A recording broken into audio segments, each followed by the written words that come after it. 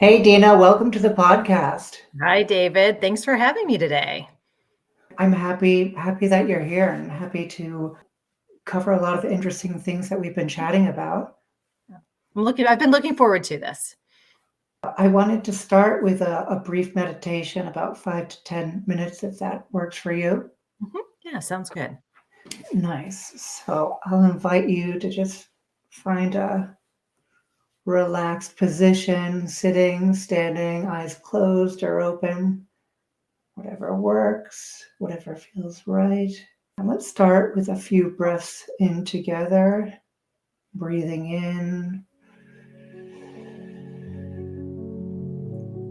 and out.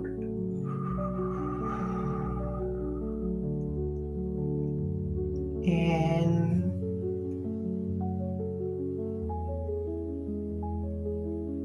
and out.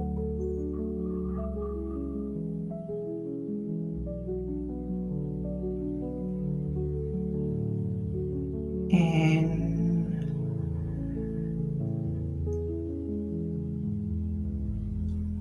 and out.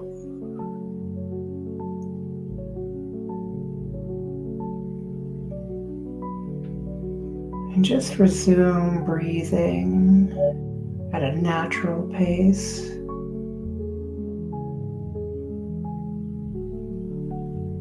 And as you do, I want you to anchor your awareness at some central part of this breathing process.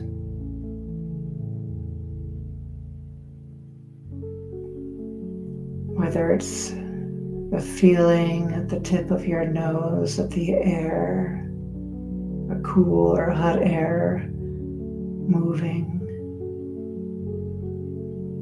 the sensations deeper in the nose or the throat,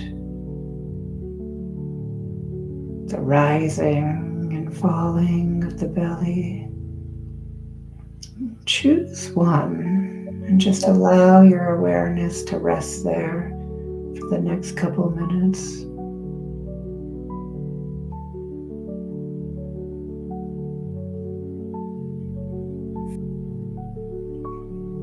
And as thoughts come in, just notice them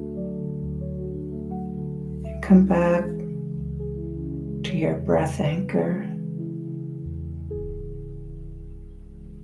allowing all your focus and awareness to be absorbed by that. And just relaxing deeply. And as you do, different sensations in the body may arise. If it feels right, allow yourself to move or adjust,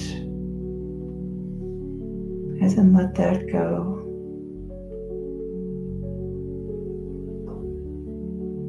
And I invite you to carefully scan your body, opening up your awareness while still being somewhat anchored to your breath, starting with your toes. And take a minute or two to traverse all the way to your head.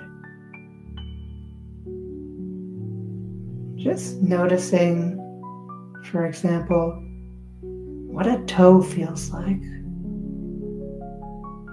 What sensations are there? Doing your best to experience and feel it without going into analysis and words. And as other thoughts come up, just let them go. If you feel a part of you that feels tense, or it seems like it needs a little extra attention, you can imagine giving it a little massage or saying something loving or appreciating toward it. Then I'd like you to take a minute and internally just find something about your body to appreciate.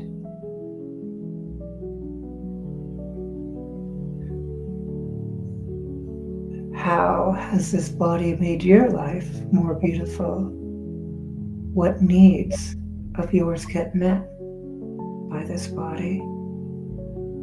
And just connect with it using words, feeling the body, feeling the emotions that may be arising. And if resistance comes up, just notice it, hearing it like a friend telling you about their bad day.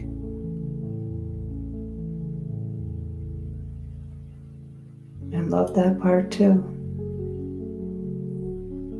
And then with that appreciation, feel free to take another 30 seconds or a minute to spread that into any other area that feels right. Appreciation for other people in your life, a difficult encounter, or still on the body. And then let's take one last breath in together, breathing in and out. And when it feels right, I welcome you back to this moment, opening up your eyes and feeling if it's right to share anything that came up or wants to be expressed. So when we first started that, I was feeling my heart a lot, but by focusing just on the breathing, and I focused on the tip of my nose, I lost that feeling of my heartbeat. And so I was surprised once I started to raise my awareness that I couldn't really feel my heartbeat anymore. It had calmed down so much that it wasn't that thumping presence. So that one, and the other thing is that struck me is when you mentioned focusing on the toes and starting with the toes. I always just feel my feet on the floor, but then I felt my feet on my shoes. Oh. And so those are things that you don't usually take note of. But in doing this, it brought my awareness to that piece, I guess, the toes against the shoes. And I even could feel the arch support. And that's not something you usually feel. Definitely. I think most of the time we're very unaware of the vast amount of sensations that are there. Yeah. And I think my screensaver came on while we were doing that. Even your computer relaxed from the You were meditation. completely relaxed, yes, and I think it was interesting how that happened. It relaxed with me. Yeah, I may go into the profession of meditation for computers where I can just, completely put your computer to sleep. It went a little too far. It went to sleep. Yeah, come back. So it was very nice. I used to meditate a little bit more, and that is something I really need to get more back into. I like making it a part of my daily practice and scheduling it. If I don't schedule things, they often don't happen. I think that's probably where I went wrong, is I haven't been scheduling it. So like in the morning, I have a little ritual of, waking up, making some tea, and just having some me time, having some relaxation, and the same before bed. And of course, it doesn't always happen, but I'm with you on the relaxing mornings. I'm a tea drinker myself. I don't understand the rise and grind culture that you hear a lot of. I will never be part of that. That does not work for me. I think it depends on like the nature of your job, but like it takes me a while to wake up and like to be at this inner peace, to be at a point where I can enjoy and be resilient to the world. And I want to be at that point. I can't just like wake up out of bed and be ready for an onslaught of anything. Yeah, I'm that way too. And I'm curious, David, are you an introvert perhaps? I don't know what I am. I think I've heard different explanations. Like some people say you're an extrovert if you feel energetic from communicating with people. Mhm. And I'd say a lot of conversations tire me. So I'd say by that definition, I'm an introvert, but I also get a lot of joy at times Mhm. with communicating with people. Yeah, I myself identify more as an introvert than an extrovert. And I actually work with a lot of introverts. And that idea that you say that takes a while for you to feel resilient, all of that resonated with me.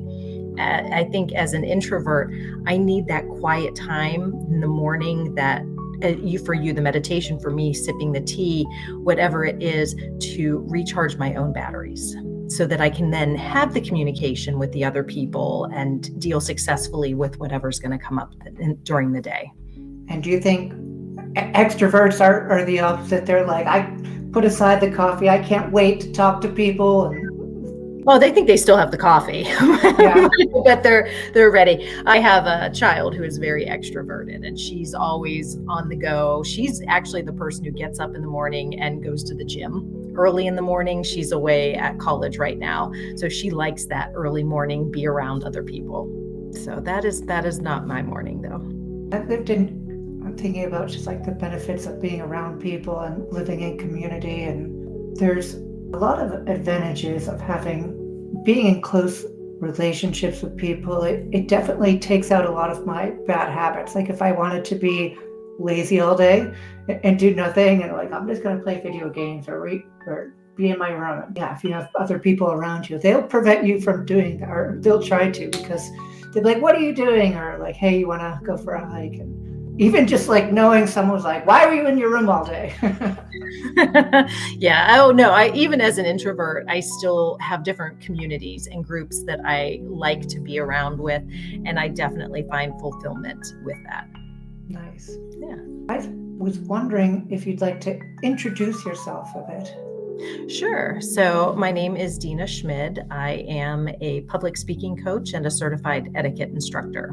So I have been helping people, I say, gain confidence in their communication for going on 8 years this summer. What does that look like when people come to you? Like, what is their number one issue? Is it just like a general fear? Is it lack of knowledge? It's usually a lack of confidence, and that can be from a fear. I will have some students who come to me who are on the verge of panic attacks if they have to speak in front of a large group. I have some people who are on the verge of panic attacks even from just one-on-one conversations. I have other people, though, whose lack of confidence can stem from a lack of skills. They just don't know what to do. I've worked with people who say, I don't know how to get a conversation started, yet alone keep it going with people, for whether it's networking or even dating. So what I do really varies based upon the individual needs. I've I've got a huge toolbox of tools that I can pull out and use depending on the person's needs that I'm working with. And that includes the etiquette pieces as well. I wanted to explore one of them. So, how about general everyday conversations? So, in other words, not speaking to many people, but just you're in an elevator with someone, or you're just maybe not a passerby, but like someone that you're near for a reasonable amount of time that a conversation could take place. Yes. So on the elevator, people find it a little bit weird if you have conversations on an elevator. Have you ever noticed that? For some reason, we're supposed to get in, put our back to the wall, and just be quiet on an elevator.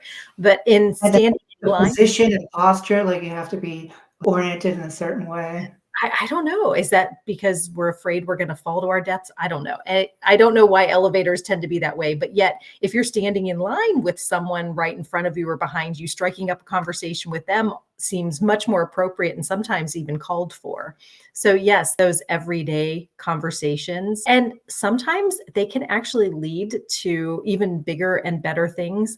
I was in a line one time to get my child's computer repaired, struck up a conversation with the person waiting in line in front of me, and we found out we had both recently moved to the area, from overseas. We exchanged phone numbers and we're friends to this day. And that was, I don't know, 15, 16 years ago. And she and I get together and we go walking together regularly, all because of that small talk conversation that we started. And so sometimes they can lead to bigger and better things. And sometimes they can just be painfully awkward. I will throw that out there. They don't always lead to bigger and better things. Yeah. But the more we practice them, the easier they do get. What are the keys, the Mhm. secrets to initiating and persisting small talk in a So, way that, what way? I think I might further qualify it, but I'll leave it at that.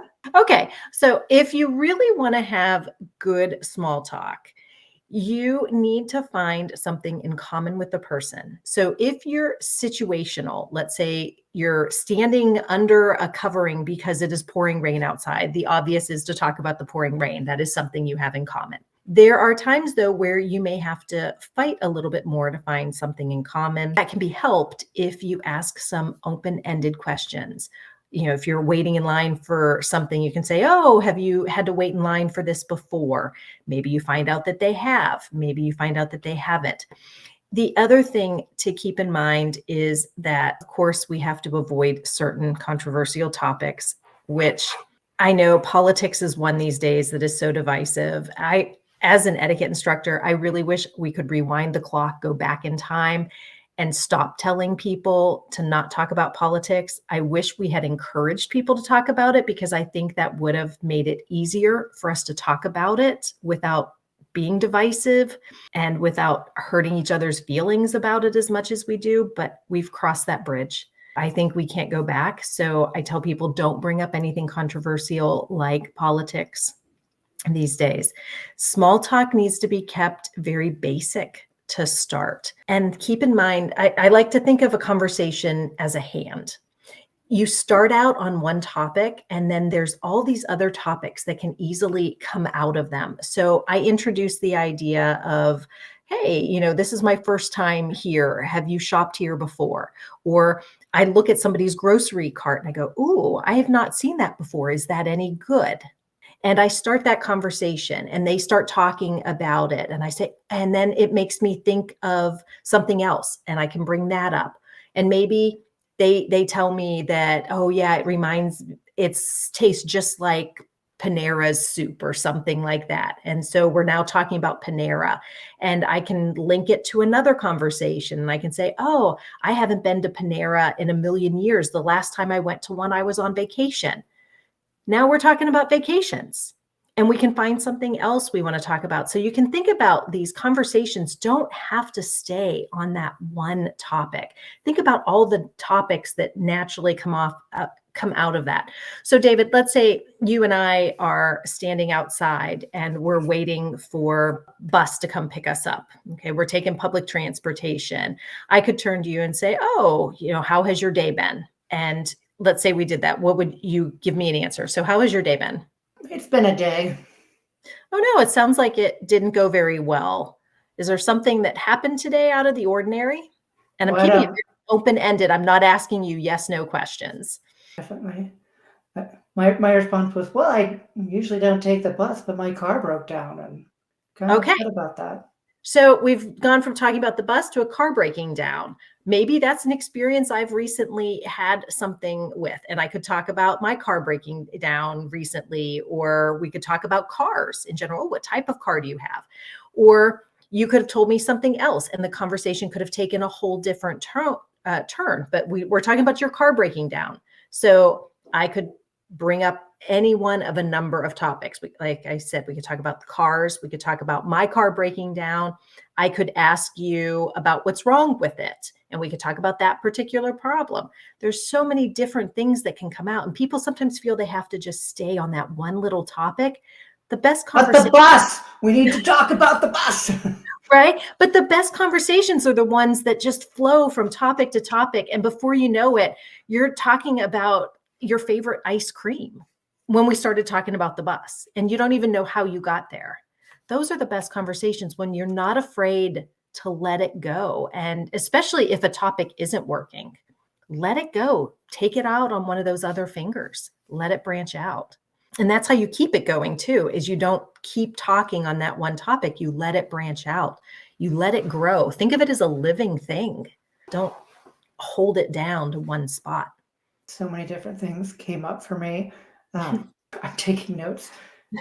It makes me think it's a soft invitation that you put out to someone. It's like, I would like to engage and connect with you, and doing it in a way that doesn't trigger anything defensive in them. Right. Because a lot of times, like men and women, like an engagement may be like someone trying to take something from you, whether it's your number or express, romantic interest, or someone trying to sell you something, or something Yeah. even more nefarious. And I think it's easy to be on guard, but I think a lot of people do enjoy conversations when they're like gently pulled into it. It's also a way of telling the person, I see you, I acknowledge you, you matter. And I think that's powerful too. When we smile at people, when we make eye contact with them, when we do that invitation to engage. I know that there were studies done a while ago that when they were switching over to all the self scans at the grocery stores, that people were losing a point of interaction, the cashier. Those were going away. And that was actually considered a little bit problematic because for some people, that cashier is the only interaction they may get. And it's been shown we as humans are programmed to need a little bit of interaction with other people, at least a little bit. When I go to the grocery store and interact with someone, or when I go out to eat, like a major part of that experience, especially going out to eat, is either the server, the hostess, the cashier. And I often feel uplifted, and definitely not 100% of the time, but Mhm. between that exchange, people are positive, or even just like their tone. It's just an enjoyable experience. Mhm. It's that idea that they see you. They acknowledge you, they're polite to you, their kindness. Sometimes we just need kind people to remind us that there are kind people in the world. And somebody using please and thank you can be that little bit of light that reminds us that people generally are good in this world. And sometimes I feel we need that reminder. I was in the sauna yesterday, which is kind of like the long elevator going up to the 1,000th floor. And sometimes people have conversations, and sometimes people don't. And one man initiated a conversation just talking about a fruity tobacco he had just purchased and was currently using. What comes to me is I would never initiate a conversation like that, but it was very effective. And what happened was, like, there was a few guys in there. Just noticed how it was such a resonant conversation that moved around, that was very enjoyable, and I was almost fascinated by what was happening. It was really beautiful. And it all stemmed from someone being, if we use the word vulnerable, just talking about themselves and their experience. Where I think some part of me like has a resistance. Like, I wouldn't go up to. There's a belief in me that I wouldn't go up to semi-random people, and but like they knew each other a bit, and just talk about something that was going on with me out of the blue. Like, I'm wearing new blue socks today. But and people might look at you weirdly, but it could be the start of something. For a group, you can always do a question, an open-ended question based on your own preferences. Hey, has anybody been to blank restaurant recently? Or hey, anyone see this show on Netflix? Those types of questions can really spur those conversations. And if people say no, and you want to make the recommendation, you can make a recommendation and then turn it around and ask them, what would you recommend for TV shows, books, anything like that? You could use that as a springboard. I love open-ended questions. I also like to encourage people to use open-ended questions that won't necessarily be misconstrued or misinterpreted. So one, if you've already got the initial contact with someone, one that I love is, hey, what's been keeping you busy these days? Let them choose what they want to talk about. If they want to talk about a professional thing, a personal thing, a family thing, whatnot, let them open the door for where that conversation goes. I love the tips and the secrets of having a conversation and persisting it. Thank you. I think it can be something that can be really part of that human connection where we really can make these connections and get to know people, but you have to start with the small talk to get to know them. I have a growing list of things I wish I learned in school and would be taught in school. And that's sort of like how to have, I guess you learn it by being put into an environment, but maybe a more formal way, I think would be enjoyable as well.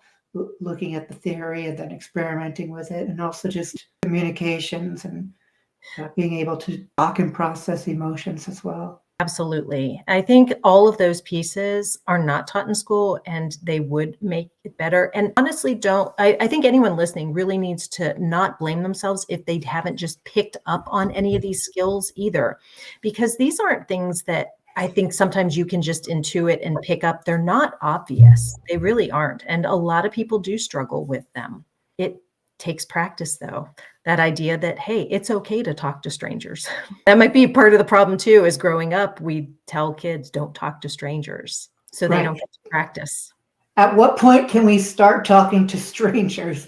Right, right. I read something many years ago that was telling people don't tell your kids that, because in a true emergency, a stranger is the one that's likely going to save them. So you actually need to teach your children to talk to strangers, because if they ever need help, they have to be able to approach a stranger and ask for help. That's interesting.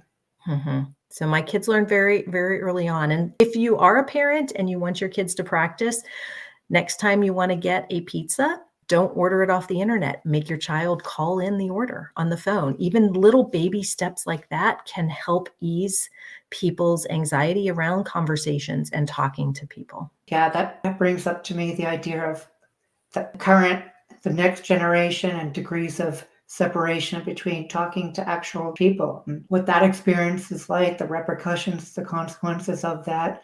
And then even like AI, like kids these days, like their communication is going to be so much different. They have social media. Social media didn't exist when I grew up. I'm disconnected from what it's like to live like that.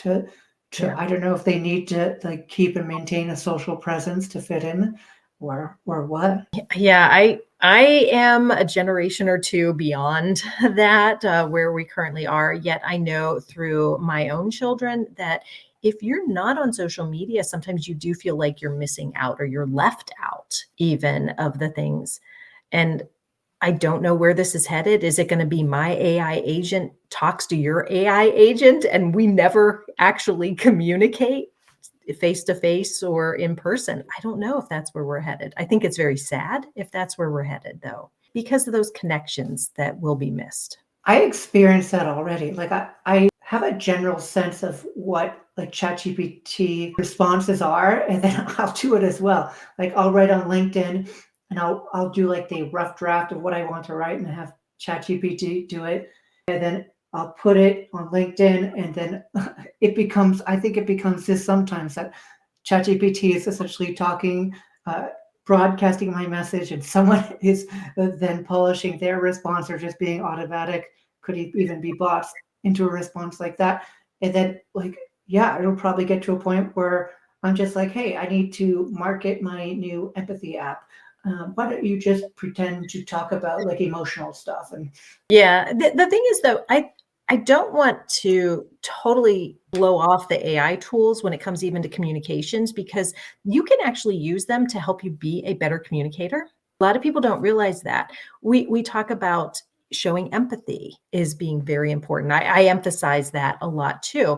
I also talk to people about making sure that they are in a comfortable assertive zone and not too passive and not too aggressive. If you are wanting a second opinion on whether you are empathetic and whether you are passive, aggressive, or assertive, you can take a conversation, or even if you're in a place where it's not okay for you to record it, you can speak to a chat GPT, get a transcript and ask it to tell you, does this sound empathetic to you?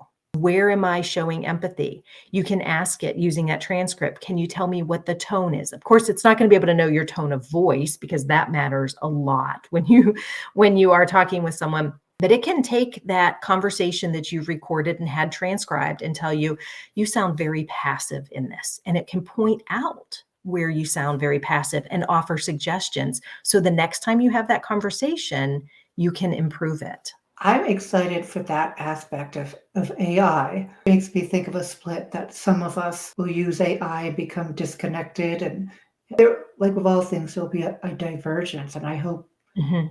I hope, like I look forward to using it to improve and grow and to connect. And I think many people are going to use it for those purposes, and it's going to benefit a lot of people. I think if you use it right, it absolutely can. There are some apps that I've tried that are not quite there, but some of them are looking at even your tone of voice. And they can tell you whether or not you're making good eye contact. Granted, it's with a screen, not necessarily with a person, but practicing that helps you to then take those skills into your real life. We had chatted before about boundaries. Uh, Mhm. and I'm curious if we can get into some boundaries. We had mentioned, my notes say topics and stories around boundaries. And I'd love to explore that. So I am a solopreneur. I work on my own. I have my own business. And I have had to really set boundaries. And I've learned a lot personally from this. I have policies. If you cancel last minute and you've set up a session with me, my policies say that if it's not a personal emergency, I'm going to charge you for it. But early on, oh, I felt bad. People would give me their sob story about, well, my boss called me into a meeting, please don't charge me. And I felt bad for them. So I wouldn't charge them, or I'd allow them to reschedule, even though I had been sitting at my computer ready for our session. I had prepared for it. So I wasn't setting boundaries.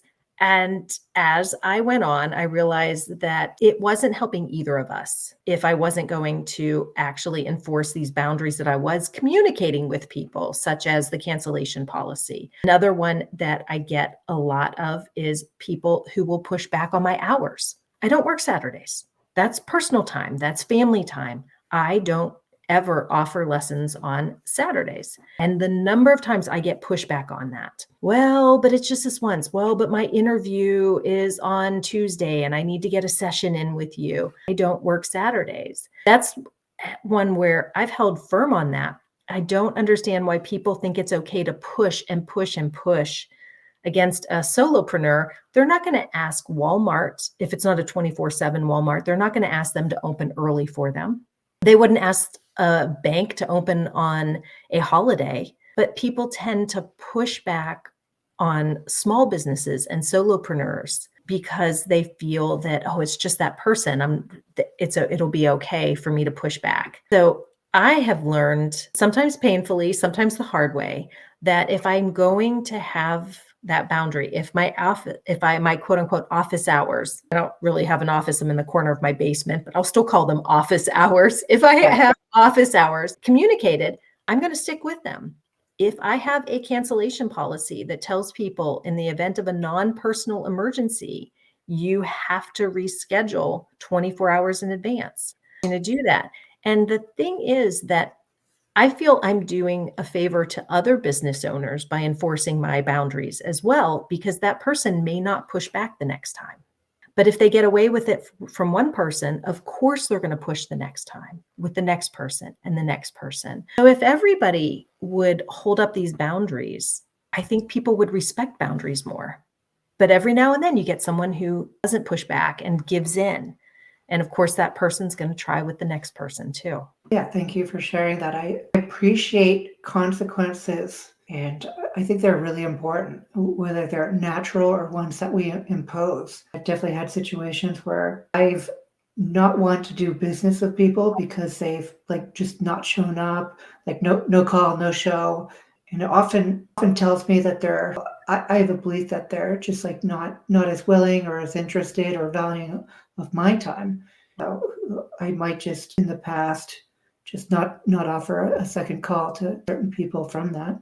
You definitely have to watch that, because I can give you the worst example of someone who took advantage of me. And this is very, very early on in my business. I had someone who 10 minutes before our lesson, had a personal emergency about 4 lessons in a row. And it finally clicked that Google default on the calendar setting is a 10-minute notification prior to a lesson. He got in a car accident.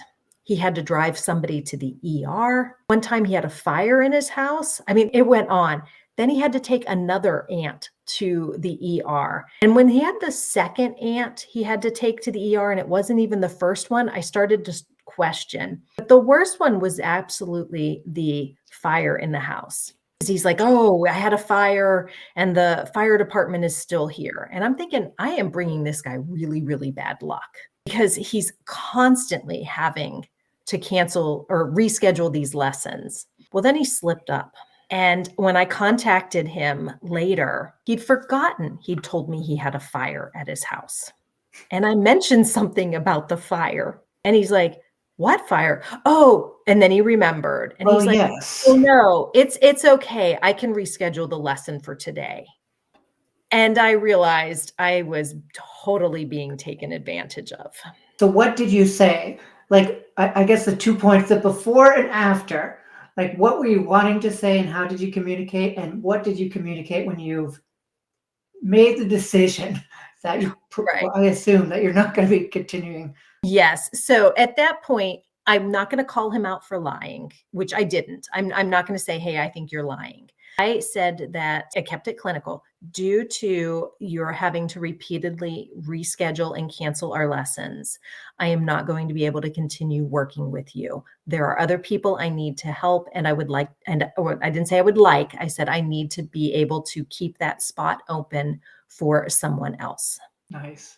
I try to keep doors open as much as possible, but like, yeah, in those situations, getting some sort of like deposit or like if I'm not getting anything from it, be like, all right, well, you can message me sometime, and if I'm available, we can hop on a call, something like that. So I did that recently for a student. I had someone, and I do offer some lessons on Sunday mornings. I have very few lesson slots on Sunday mornings, and I work one evening a week. I do recognize that there are people who cannot do the lessons during normal business hours. So I do make myself available, but it's limited. Those are in high demand because that's when people usually want to work with me. So when I have a student who is going on vacation, scheduling different things, I don't like to hold a lesson spot open for them. And this happened with recently. I had a man who had one of my coveted Sunday morning lesson spots, and he was continuously having to cancel. And he was giving me the 24-hour notice, Yeah. 48 hours, even a little bit further, but he was just Yeah. But still not a ton of time. not a ton of time. I'm traveling. Oh, my kid's got a soccer tournament. All of this was coming up. And so I reached out to him and I said, hey, I understand. I appreciate that you've been following my policy and providing at least 24-hour notice. I recognize that he was meeting that. And I wanted to acknowledge it before moving on. I said, because you have canceled more than 50% of our scheduled lessons, I am not going to be able to hold a lesson time open for you any longer. I would still like to work with you, but I would like to switch to, or I didn't say like, I got to watch that, but I need to switch to a system in which we move to a proactive thing. When you know you'll be available, contact me and I will put you to this. I will put you on my calendar based off of what is available. I also will sometimes send out a calendar link to people depending on the situation and have them look for available times so that I'm not holding a time for them anymore. I don't know if I fully got that. So they're reaching out when they're available, and then you have an immediate meeting, or No, to schedule something. So we had been in a situation where I was holding open Sunday morning, the that coveted spot. a coveted spot. I was holding it open for him. And over 50% of the time, he would contact me more than 24 hours prior. So he was meeting my rescheduling and my cancellation Yeah. policy. But I wasn't able to fill that spot last minute. And I wanted the consistency. I mean, for me, it's the income. I need the more of the consistent income. I can't be holding a spot open for somebody who's only going to be there 50% of the time or less than 50% of the time. So I explained to him that instead of holding a spot for him any longer, I would need to switch him to him reaching out when he knew he would be available. And then we would schedule something for him based off of my availability. And that allowed me to put somebody in that Sunday morning spot who was going to consistently be there. I like how you approached it, and seemed like it got your need of getting that consistent income in as well. And probably, like, I imagine that frustration. Like, I get, if someone doesn't show up, well, sometimes I feel relieved, but sometimes, like, I'm prepared, I've done like the work mentally, whatever else to prepare, and then they cancel.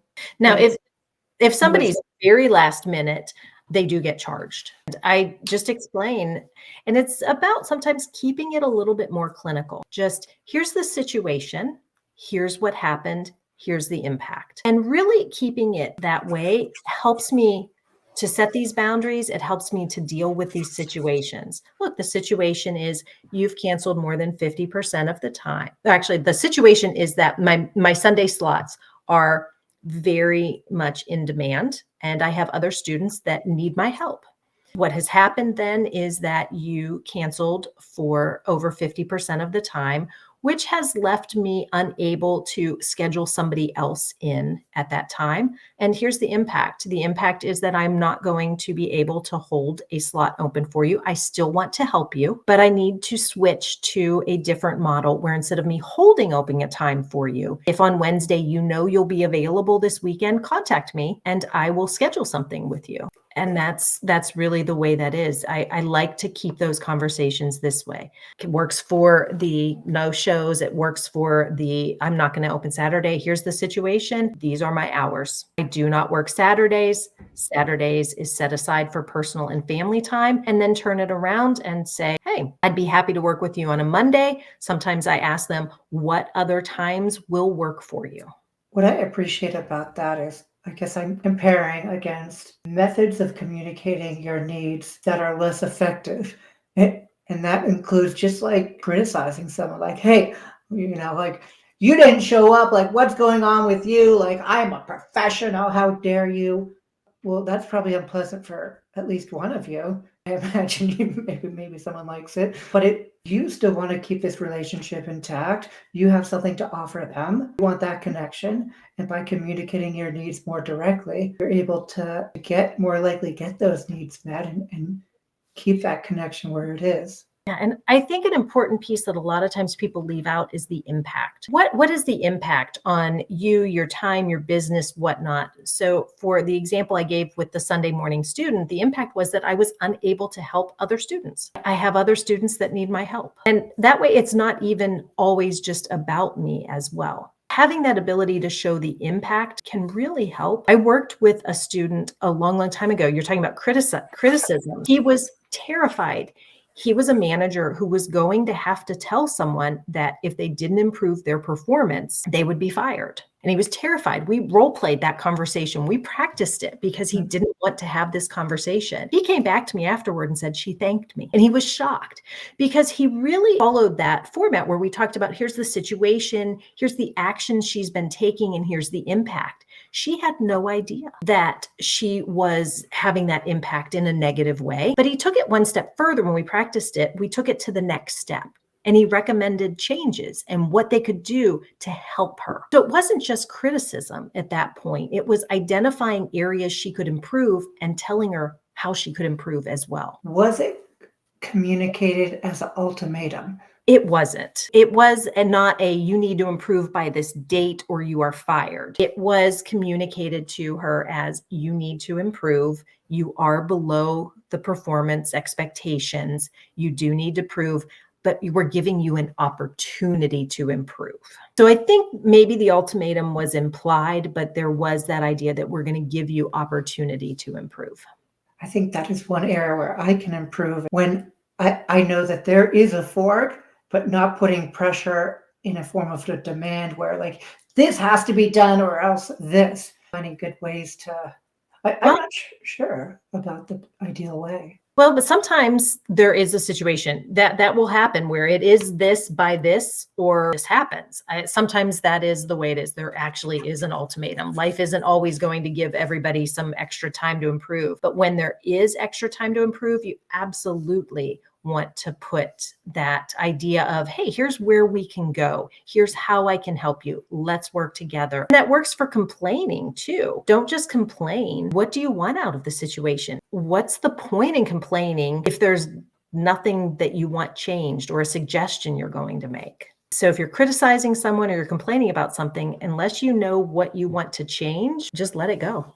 When I think of that, it makes me think of complaining about something is often a disconnection to ourselves and what we can do about it. Like if we criticize someone else, do we know what we're feeling and why? And then after that, well, what can we do about it? Yeah. And I think it's just so easy to, something unpleasant happens Mhm. and put the mind to evaluating someone else and putting the power in you're the wrong person, you're the bad person, and losing our power and responsibility. Yeah, I think there's a lot to that. Recently read, I think it's Mel Robbins' book, The Let Them Theory. And the one piece that really, really resonated with me was this idea that we're all just emotionally 8-year-olds on the inside. And that idea that we want to complain comes from that mature emotional side, that sometimes you do need to just sit with those emotions for a while and think about why you feel this need to complain. Is it really going to make you